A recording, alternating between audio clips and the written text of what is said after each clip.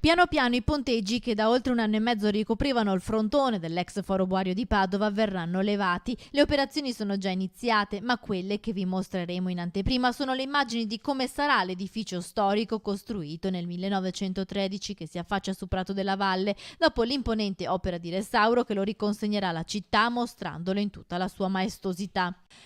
Ecco la vista esclusiva che potranno ammirare i padovani e turisti, una vista sensazionale visto che questa terrazza non era mai stata aperta prima. Qui sorgeranno i tavolini di un ristorante. Chiusa dal 1945, la terrazza sarà gestita da un ristoratore veneto il cui nome è Top Secret, mentre al piano terra troveranno spazio un istituto di credito, un supermercato e un bar. Conservate le capriate originali nella sala all'ultimo piano dell'ex Foro Boario, qui invece ci sarà una sala polifunzionale. Salendo all'ultimo piano ancora uno spazio di 200 metri quadri a disposizione del comune.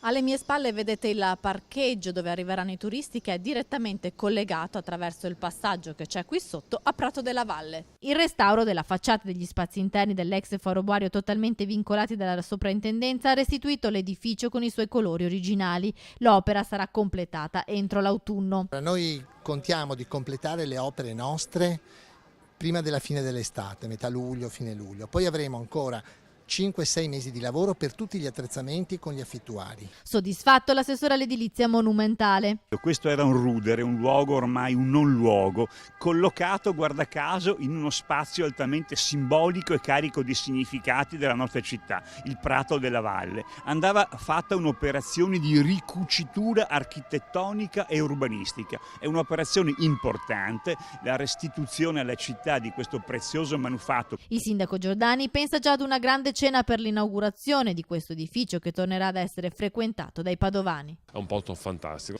Spero anche di portarlo allo yacht, perché è logico, ci sono i pullman che arrivano, passano qua e qua lo yacht è qua, non davanti a altri posti.